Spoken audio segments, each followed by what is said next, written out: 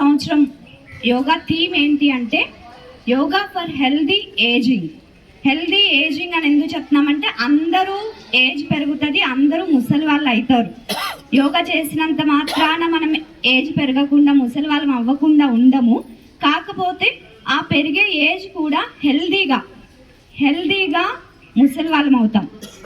అందరూ చాలా తొందరగా ఇలా అయిపోతే మనం కొంచెం లేట్గా అవుతాము.